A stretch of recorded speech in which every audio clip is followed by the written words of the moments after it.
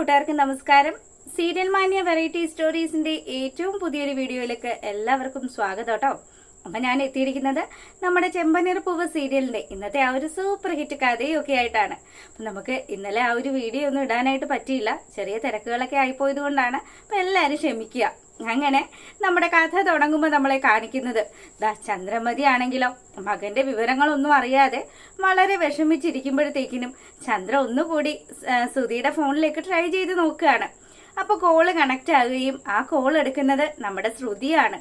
അപ്പം ഇതെന്നെ മോന്റെ സുധീന്ദ്രന്റെ നമ്പറാണല്ലോ, ഇതാരാ നിങ്ങൾ സംസാരിക്കുന്നതെന്ന് ചന്ദ്രമതി അങ്ങോട്ട് ചോദിക്കുമ്പം മാഡം ഞാൻ ശ്രുതിയാണ്, എനിക്ക് ഈ ഫോൺ വഴിയിൽ നിന്നും കളഞ്ഞു കിട്ടിയതാണെന്നും നിങ്ങളുടെ മകൻ ഇവിടെ ഒരു അപകടം സംഭവിച്ച് ഹോസ്പിറ്റലിലാണ് എന്നുള്ള കാര്യമൊക്കെ ശ്രുതിയാണെങ്കിൽ നമ്മുടെ ചന്ദ്രയോട് പറയുകയാണ്. അയ്യോ എൻ്റെ മോൻ എന്ത് പറ്റി എന്നുള്ള രീതിയിൽ ചന്ദ്രമതി ആണെങ്കിലും സങ്കടപ്പെടാൻ തുടങ്ങുമ്പോഴത്തേക്കിനും മേഡത്തിൻ്റെ സൗണ്ട് കേട്ടിട്ട് എനിക്ക് എന്തോ ഒരു പരിചയം തോന്നുന്നുണ്ടല്ലോ, മേഡം ചന്ദ്ര മേഡാണോ എന്ന് ചോദിക്കുകയാണ്. അപ്പൊ തന്നെ ചന്ദ്ര പറയുന്നുണ്ട്, അതെ ഞാൻ ചന്ദ്രയാണ്, നിങ്ങൾക്ക് എങ്ങനെ എന്നെ അറിയാം? മേഡം ഞാൻ ശ്രുതിയാണ്, ഭാമ മേഡത്തിന്റെ വീട്ടിൽ വന്നപ്പോൾ കണ്ടില്ലേ? ഓ മനസ്സിലായി, ആ മസാജ് ചെയ്യുന്ന കുട്ടിയല്ലേ? അതെ മേഡം, ഞാനാണ് പുള്ളിക്കാരനെ ഇവിടെ ഹോസ്പിറ്റലിൽ എത്തിച്ചത്.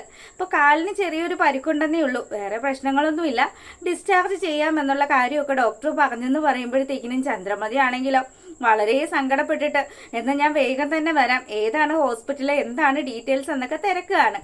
അങ്ങനെ ചന്ദ്ര ഫോൺ കട്ട് ചെയ്ത പാടെ തന്നെ നേരെ രവിയുടെ അടുത്തേക്ക് ഓടി ചെല്ലുകയാണ്. ദേ മനുഷ്യ, നിങ്ങൾ അറിഞ്ഞോ, നിങ്ങൾ നിങ്ങളുടെ മകനും ഒക്കെ കൂടി എന്തുമാത്രം പോരാണ് എൻ്റെ മോനോട് കാണിച്ചത്. അവൻ ദാ ഇപ്പോൾ ആക്സിഡന്റ് ആയിട്ട് ഹോസ്പിറ്റലിലാണ് എന്നുള്ള കാര്യം പറയുമ്പം രവിയും ശരിക്കും പേടിക്കുകയാണ്. എൻ്റെ മോനിപ്പോൾ എന്ത് പറ്റി എന്നുള്ള രീതിയായി രവിക്കും. കാര്യം ഈ പൈസയുടെ കാര്യമൊക്കെ മക്കൾക്ക് ആപത്ത് സംഭവിച്ചെന്ന് അറിഞ്ഞാലും മറന്നു പോകുമല്ലോ. അങ്ങനെ രവി പറയുന്നുണ്ട്, എടി ഏത് ഹോസ്പിറ്റലിലാണ്, എന്താണ് അവന് ശരിക്കും പറ്റിയത്? അപ്പം ചന്ദ്ര പറയുന്നുണ്ട്, മനുഷ്യ അതാ സിറ്റിയിലുള്ള ഹോസ്പിറ്റലാണ്, എത്രയും പെട്ടെന്ന് തന്നെ എനിക്ക് അങ്ങോട്ട് പോകണം, നിങ്ങളൊരു കാര്യം ചെയ്യ്, സച്ചിയോടൊന്ന് എന്നോടൊപ്പം വരാൻ പറയുമെന്ന് പറയുക. അപ്പം ഈ ബഹളമൊക്കെ കേട്ട് സച്ചിയും രേവതിയും കൂടി അങ്ങോട്ട് വരികയാണ്. അപ്പം ഇവർ വന്ന പാടെ തന്നെ രവി പറയുന്നുണ്ട്, മോനെ ശ്രുതിക്ക് ഒരു ആക്സിഡന്റ് സംഭവിച്ചു, അപ്പം അവനെ ഹോസ്പിറ്റലിൽ അഡ്മിറ്റ് ആണ്, നീ അമ്മയുമായിട്ടൊന്ന് ആശുപത്രി പോകാൻ പറയുക. അപ്പൊ ശ്രുതിയാണെങ്കിലോ ആശുപത്രിയിൽ അങ്ങനെ വിഷമിച്ച് കിടക്കുകയാണ്. തന്നെ തിരക്കാൻ ആരുമില്ല, തനിക്ക് ആരുമില്ല എന്നൊക്കെയാണല്ലോ നമ്മുടെ ശ്രുതിയോട് പറഞ്ഞിരുന്നത്. അപ്പൊ ശ്രുതി വന്നിട്ട് ചോദിക്കുകയാണ്, നിങ്ങൾ എന്നോട് പറഞ്ഞതെല്ലാം കള്ളത്തരമായിരുന്നു അല്ലേ? എനിക്ക് മനസ്സിലായി, നിങ്ങളുടെ അമ്മ നിങ്ങളുടെ ഫോണിലേക്ക് വിളിച്ചായിരുന്നല്ലോ എന്ന് പറയുകയാണ്. എൻ്റെ അമ്മ വിളിച്ചോ? വിളിച്ചിട്ട് നീ എന്താ പറഞ്ഞതെന്ന് ചോദിക്കുകയാണ് സുധീന്ദ്രൻ. അപ്പൊ സുധീന്ദ്രൻ ഇങ്ങനെ ചോദിക്കുമ്പോഴത്തേക്കിനും നമ്മുടെ ശ്രുതി പറയുന്നുണ്ട്, നിങ്ങളുടെ അമ്മയെ എനിക്ക് ചെറിയ പരിചയമൊക്കെ ഉണ്ട്, പക്ഷെ എനിക്ക് സംസാരം കേട്ടപ്പോഴാട്ടോ മനസ്സിലായത്, അത് അത്രയും നല്ലൊരു അമ്മയുണ്ടായിട്ടാണോ നിങ്ങൾ ആരും ഇല്ല എന്നൊക്കെ പറഞ്ഞത്? എൻ്റെ അമ്മ എന്നെ ഒരുപാട് സ്നേഹിക്കുന്നുണ്ട് ശ്രുതി, പക്ഷെ അതൊന്നും അല്ല കാര്യങ്ങൾ. എൻ്റെ വീട്ടിൽ എനിക്കൊരു അനിയനുണ്ട്, അതുപോലെ തന്നെ എൻ്റെ അച്ഛനും അനിയൻ്റെ ഭാര്യയും ഒക്കെ ഉണ്ട്, അവരെല്ലാവരും എന്നെ ഒറ്റപ്പെടുത്തുന്ന രീതിയിലാണ് ഇപ്പോൾ കാണിച്ചുകൊണ്ടിരിക്കുന്നത്. എൻ്റെ അമ്മ മാത്രമേ എന്നെ സപ്പോർട്ട് ചെയ്യുന്നുള്ളൂ എന്നുള്ള കാര്യമൊക്കെ ഇവൻ നമ്മുടെ ശ്രുതിയോട് പറയുമ്പോഴത്തേക്കിനും ശ്രുതി ഇതേ അവസ്ഥയിലൂടെ കടന്നു പോവുകയാണ് എന്നുള്ള കാര്യം തിരികെയും പറയുകയാണ്. അപ്പം ഇവർക്ക് തമ്മിൽ മനസ്സുകൊണ്ട് ഒരടുപ്പമൊക്കെ തോന്നുക കേട്ടോ. അങ്ങനെ തോന്നുമ്പോഴത്തേക്കിനും ശ്രുതിയാണെങ്കിലോ എന്തായാലും നിങ്ങളുടെ അമ്മ ഇങ്ങോട്ട് പോന്നിട്ടുണ്ട്, നിങ്ങൾ സമാധാനപ്പെടുക, അമ്മ വന്നു കഴിഞ്ഞാൽ അമ്മയോടൊപ്പം പോകാമല്ലോ എന്നുള്ള കാര്യം പറയുമ്പം, അല്ല താൻ അങ്ങനെയാണെങ്കിൽ താൻ വീട്ടിൽ പോയിക്കോന്ന് പറയുമ്പം, അതെന്താ ഞാൻ ഇവിടെ നിൽക്കുന്നത് കൊണ്ട് നിങ്ങൾക്ക് എന്തെങ്കിലും പ്രശ്നമുണ്ടോ എന്ന് ചോദിക്കുകയാണ്. നീ ഇവിടെ നിൽക്കുന്നത് കൊണ്ട് എനിക്ക് ഒരു പ്രശ്നവും, എനിക്കിപ്പോൾ ഒരു ഫ്രണ്ടിനെ കൂടെ കിട്ടി, അങ്ങനെ തന്നെ ഞാൻ വിശ്വസിക്കുന്നുള്ളൂ എന്നൊക്കെ പറഞ്ഞ് സുധീന്ദ്രനാണെങ്കിൽ വലിയ സന്തോഷത്തിൽ ഇങ്ങനെ ഇരിക്കുകയാണ്. അപ്പോൾ ഇരിക്കുമ്പോഴത്തേക്കിനും നമ്മുടെ ചന്ദ്രയാണെങ്കിൽ ചന്ദ്രഹാസം മുഴക്കിക്കൊണ്ട് ഹോസ്പിറ്റലിലേക്ക് എത്തുകയാണ്. അപ്പൊ ചന്ദ്രമതിയെ കണ്ട പാടെ തന്നെ സുധിയാണെങ്കിൽ ഭയങ്കരമായിട്ട് ഭാവാഭിനയം നടത്തുകയാണ്. അയ്യോ എൻ്റെ കാല് തീരെയും വയ്യ എന്നുള്ള രീതിയിൽ. അപ്പൊ ചന്ദ്രയാണെങ്കിൽ, പൊന്നു മോനെ നിനക്ക് എന്താടാ പറ്റിയത്? ദേ അമ്മ ഒരു കാര്യം പറഞ്ഞേക്കാം, അത് നിന്റെയും കൂടി വീടാ, സച്ചി എന്തെങ്കിലുമൊക്കെ പറഞ്ഞു എന്ന് വിചാരിച്ച് നീ ഇനി ആ വീട്ടിൽ നിന്ന് എങ്ങാനും ഇറങ്ങി പോകാൻ തുടങ്ങിയാലുണ്ടല്ലോ, നിന്നോടൊപ്പം ഈ അമ്മയും ഇറങ്ങും എന്നുള്ള കാര്യം ചന്ദ്ര പറയുകയാണ്. അപ്പം ചന്ദ്രമതി ആണെങ്കിൽ ഒരു ഷോപ്പറിനകത്ത് നിറച്ച സാധനമൊക്കെ ആയിട്ടാണ് വന്നിരിക്കുന്നത്. അങ്ങനെ അതെല്ലാം അവിടെ വെച്ചതിന് ശേഷമോ നമ്മുടെ ശ്രുതിയോട് സംസാരിക്കുകയാണ്. മോളെ ഈശ്വരനാണ് തക്ക സമയത്ത് തന്നെ അവിടെ എത്തിച്ചത്. മോള് വന്നില്ലായിരുന്നെങ്കിൽ എൻ്റെ കുഞ്ഞിൻ്റെ കാല് ഒടിഞ്ഞേനെ എന്നുള്ള കാര്യം പറയാം. അമ്മ പേടിക്കാനൊന്നുമില്ല, എൻ്റെ കാലിന് ചെറിയൊരു പരിക്ക് മാത്രമേ ഉള്ളൂ എന്നുള്ള കാര്യം സുധീന്ദ്രൻ പറയുമ്പോഴത്തേക്കിനും ശ്രുതി പറയുന്നുണ്ട്, അമ്മേ ശ്രദ്ധിക്കുകയൊക്കെ ചെയ്യണം കേട്ടോ, ഇത്രയും കെയർ ഒക്കെ ചെയ്തില്ലെങ്കിൽ അതിന് വലിയ വിഷയമൊക്കെ ആവും. അപ്പം അതുകൊണ്ട് അമ്മ പ്രത്യേകം ശ്രദ്ധിക്കണം എന്നുള്ള കാര്യമൊക്കെ പറഞ്ഞ് ഇവൾ അവിടെ നിന്ന് ഇറങ്ങാൻ തുടങ്ങുമ്പോഴത്തേക്കിനും ആണ്, അയ്യോ മോളെ ബില്ലടക്കാനായിട്ട് അമ്മ പേഴ്സ് എടുത്തില്ലല്ലോ എന്നുള്ള കാര്യം നമ്മുടെ ചന്ദ്രമതി ശ്രുതിയോട് പറയുക. അപ്പൊ ചന്ദ്ര ഇത് പറഞ്ഞ പാടെ തന്നെ നമ്മുടെ സുധീന്ദ്രൻ പറയുന്നുണ്ട്, അമ്മ വിഷമിക്കൊന്നും വേണ്ട, അമ്മ തന്നേക്കൂട്ട് കുറച്ച് പൈസ എൻ്റെ പേഴ്സിൽ ഇരിപ്പുണ്ട്. അങ്ങനെ സുധി പേഴ്സ് തപ്പുമ്പോഴത്തേക്കിനും പോക്കറ്റിനകത്ത് പേഴ്സ് ഇല്ല കേട്ടോ. ആ ഒരു പേഴ്സുമായിട്ട് ഇതാ നമ്മുടെ ശ്രുതി എത്തുകയാണ്. ശ്രുതി പറയുന്നുണ്ട്, ദേ നിങ്ങൾക്ക് അന്ന് ആക്സിഡന്റ് ഉണ്ടായപ്പം ആ ഒരു പേഴ്സ് വഴിയിൽ പോയായിരുന്നു, ഞാനതെടുത്ത് വെച്ചതാണെന്നും പറഞ്ഞ് പേഴ്സ് തിരികെ കൊടുക്കുമ്പോഴത്തേക്കിനും നമ്മുടെ ചന്ദ്രമതിക്കും മകനും ഒക്കെ ഒരുപാട് ഇഷ്ടമായി ശ്രുതിയെ. അപ്പൊ അവര് വിശ്വസിക്കുന്നത് എന്തായാലും നമ്മുടെ നീലിമ നല്ല മുട്ടം പണി കൊടുത്തിട്ടാണല്ലോ പോയത്. അതുകൊണ്ട് തന്നെ ഇതുപോലെ ഇത്രയും കെയറും സ്നേഹവും ഒക്കെ കിട്ടുമ്പോഴത്തേക്കിനും ശ്രുതിയുടെ മനസ്സൊന്ന് ചാഞ്ചാടുകയാണ്. അപ്പൊ ചന്ദ്രമതിയും ആലോചിക്കുന്നുണ്ട്, തരക്കേടില്ലാത്തൊരു കുട്ടി തന്നെയാണ്, അത്യാവശ്യം കാണാനും കൊള്ളാം, അത്യാവശ്യം നല്ലൊരു ജോലിയൊക്കെ ഉണ്ട്. അപ്പം ഇവളെയൊക്കെ കിട്ടിക്കഴിഞ്ഞാൽ ആ രേവതിയുടെ മുന്നിൽ നല്ലതുപോലെ തന്നെ എനിക്ക് ഞെളിഞ്ഞു നിൽക്കാമെന്നുള്ള കാര്യമൊക്കെ ചന്ദ്രമതി ഇങ്ങനെ ആലോചിക്കുക കേട്ടോ. അപ്പൊ ഇവിടെ ഈ കാര്യങ്ങളൊക്കെ സംഭവിക്കുമ്പോഴത്തേക്കിനും രേവതിയോട് നമ്മുടെ രവീന്ദ്രൻ പറയുന്നുണ്ട്, മോളെ ദേ ഇനി അവൻ വരുമ്പോഴത്തേക്കിനും സച്ചിയോട് പറയണം, ഒരുപാടൊന്നും അവനെ വിഷമിപ്പിക്കരുത് എന്നുള്ള കാര്യം. അറിയാലോ മോൾക്ക്, എന്തൊക്കെ ആയാലും അവനും എൻ്റെ മോൻ തന്നെയല്ലേ. മക്കള് തെറ്റ് ചെയ്ത് കഴിഞ്ഞാൽ അച്ഛനും അമ്മയൊക്കെ ക്ഷമിക്കില്ലേ, പക്ഷെ മോളോട് ചെയ്ത തെറ്റു മാത്രമാണ് അച്ഛൻ അവനോട് പൊറുക്കാൻ പറ്റാത്ത ആ ഒരു രീതിയിലായി പോയത്. എൻ്റെ പൈസ പോയാലും സാരമില്ലായിരുന്നു, അവനൊന്നും പറ്റാതിരുന്നാൽ മതിയായിരുന്നു എന്നും പറഞ്ഞ് അച്ഛൻ ഇങ്ങനെ ഓരോ കാര്യങ്ങൾ ഇങ്ങനെ ആലോചിച്ച് നമ്മുടെ രേവതിയോട് സംസാരിക്കുകയാണ്. അപ്പോഴാണ് നമ്മുടെ സച്ചിയും എന്തായാലും ചന്ദ്രമതിയോടൊപ്പം ആശുപത്രിയിൽ എത്തിയിട്ടുണ്ടല്ലോ. അപ്പം ബില്ലടയ്ക്കണമല്ലോ, ബില്ലടയ്ക്കാനായിട്ട് അത് ആ പേഴ്സ് നമ്മുടെ സുധീന്ദ്രനാണെങ്കിൽ ശ്രുതിയെ ഏൽപ്പിക്കുകയാണ്. ശ്രുതി എനിക്ക് വേണ്ടി ഒരു ഹെൽപ്പ് ചെയ്യോ, ഒന്ന് പോയി ബില്ലടച്ചിട്ട് വരുമോ എന്ന് ചോദിക്കുകയാണ്.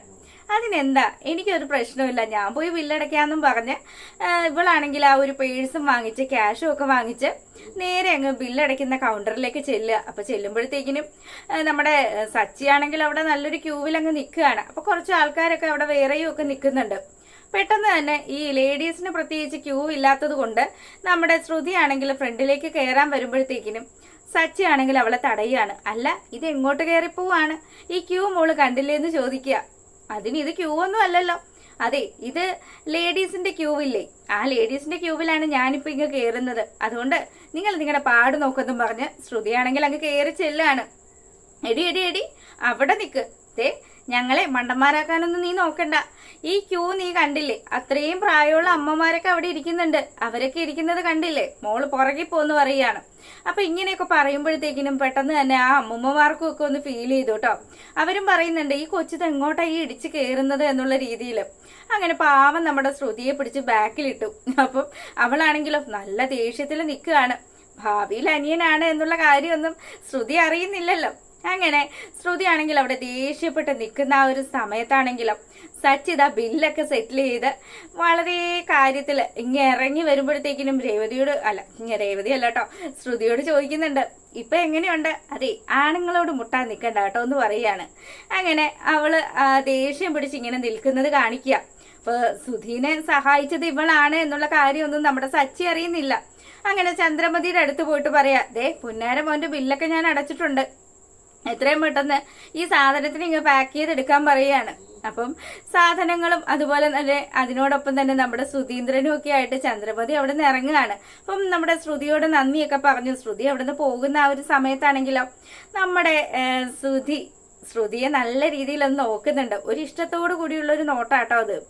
അങ്ങനെ ആ ഒരു സീൻ കഴിയുമ്പോൾ നമ്മളെ കാണിക്കുന്നത് ഇവരിതാ വയ്യാത്ത സുധീന്ദ്രനെയും കൊണ്ട് തിരികെ വീട്ടിലെത്തുന്ന പാടെ തന്നെ നമ്മുടെ രവിയാണെങ്കിലോ വളരെ വിഷമിച്ച് നിൽക്കുകയാണ്. തൻ്റെ കണ്ണിലുണ്ണിയാണ്, തൻ്റെ പുന്നാര മോനാണ്, എന്താ സംഭവിച്ചതെന്ന് അറിയാതെ വളരെ വിഷമത്തിൽ നിൽക്കുമ്പോഴത്തേക്കിനും ഇവനെ കണ്ടിട്ടിപ്പം വലിയ തരക്കേടോ വലിയ പ്രശ്നങ്ങളോ ഒന്നും തോന്നുന്നില്ല, കാലിന് നിസ്സാരമായിട്ടുള്ള ഒരു പരിക്കേ ഉള്ളൂ എന്നുള്ള കാര്യം മനസ്സിലാക്കി ചന്ദ്രേ, ഇതിനാണോ നീ ഇത്രയും കിടന്ന് അട്ടഹാസം ഉണ്ടാക്കിയത്? എന്തൊക്കെയായിരുന്നു? ഞാൻ വിചാരിച്ചു ഇവൻ വലിയ സീരിയസ് ആയിട്ട് ആശുപത്രിയിലാണെന്ന്. വെറുതെ മനുഷ്യന്റെ ഉള്ള ജീവൻ കളയാനായിട്ട് എന്നുള്ള രീതിയിൽ രവി ഇങ്ങനെ സംസാരിക്കുകയാണ്.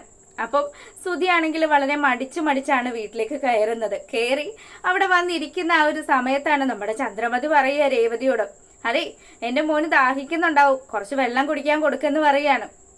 അപ്പം ഇതെല്ലാം കേട്ട് നമ്മുടെ സച്ചിയാണെങ്കിൽ അട്ടഹസിക്കുകയാണ്. പിന്നെ ദാഹിക്കാനായിട്ട് ഇവൻ എന്താ വല്ല യുദ്ധത്തിനും പോയിട്ട് തിരിച്ചു വന്നതാണോ? ഇവൻ കാശടിച്ചു മാറ്റി അതിന്റെ പേരിൽ ചോദ്യം ചെയ്തപ്പം ഈ വീട്ടിൽ നിന്ന് ഇറങ്ങിപ്പോയതല്ലേ? അപ്പൊ ഇവനൊരു കള്ളനാണ്. അങ്ങനെയുള്ള ഇവൻ എന്തിനാ വെള്ളം കൊടുക്കുന്നത്? അതും എന്റെ ഭാര്യ അവളുടെ കൈ കൊണ്ട് വെള്ളം കുടിക്കുമെന്ന് മോനെ സുധി നീ സ്വപ്നത്തിൽ പോലും വിചാരിക്കേണ്ടെന്ന് പറയാണ്. അമ്മയുടെ മോന് വെള്ളം വേണമെന്നുണ്ടെങ്കിൽ അമ്മ തന്നെ എടുത്തു കൊടുക്കേണ്ടി വരും. രേവതി ഇവിടെ എന്റെ കാര്യങ്ങളും അതുപോലെ തന്നെ എന്റെ അച്ഛന്റെ കാര്യങ്ങളും ഒക്കെ നോക്കിക്കോളും എന്നുള്ള കാര്യമൊക്കെ പറയുമ്പം രേവതിക്ക് നല്ല സന്തോഷമായി കേട്ടോ. അവള് ഇടക്കൊക്കെ നമ്മുടെ സച്ചി രേവതിയെ തള്ളി പറയുമെങ്കിലും ഇപ്പൊ പറഞ്ഞതിൽ ഒരു പൊടി സത്യം ഉണ്ടല്ലോ.